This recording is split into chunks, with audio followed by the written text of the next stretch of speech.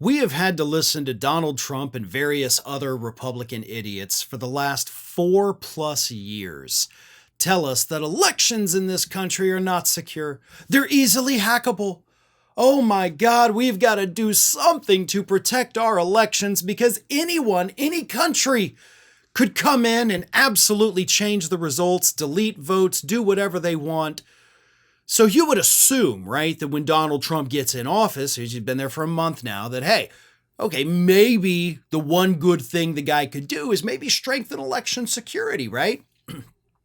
Well, if you think that, you'd be wrong.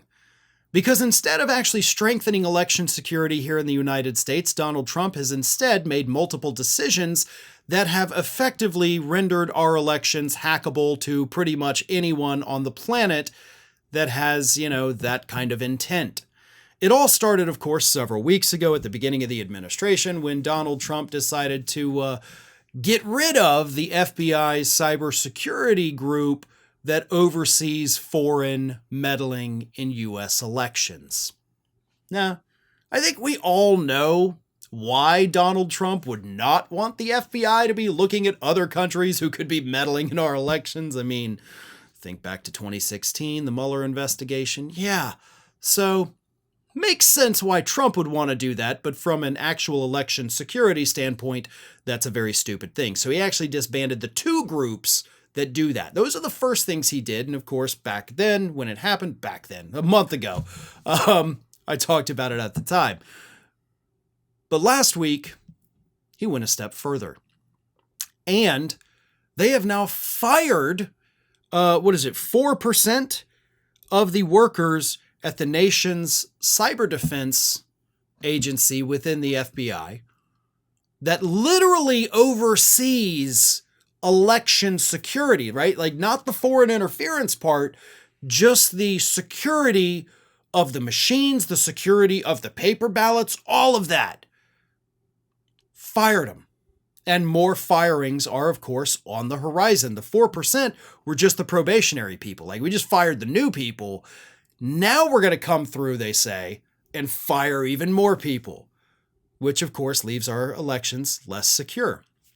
They have also started firing the federal workers at the state level, right? They're federal workers, but they work in the states who oversee election security. So if you're working at it on the federal level in DC, you're fired. Federal level, but you're at the state, you're fired. And of course, if you're trying to monitor election interference from other countries, you have also been let go. This, of course, again, coming from the man who has repeatedly told us that elections are being stolen. We have weak systems here. It's horrible what they're doing to elections. You don't care about that. In fact, if anything, you want to make our systems more hackable. You want to make it to where people can cheat in elections. And it doesn't take a genius to figure out why you and the rest of the Republican Party want that. Polls have already shown a shift in 17 of the top swing districts in this country. A month ago, those swing districts were already trending Republican for the 2026 midterms.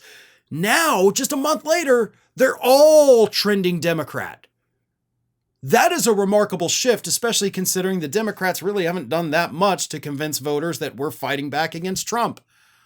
So, makes sense why you would want our elections hackable, but it's also the most transparent thing that I've ever seen in my life. People need to be aware of this. People probably need to be concerned about this because Trump is making it a lot easier for his party to cheat in the future. Thanks for watching, everybody. And if you're not already, please subscribe to the channel. We got fresh content every day for you. And if you want to follow us across social media, make sure you check out all of the social links that we have posted in the description of this video.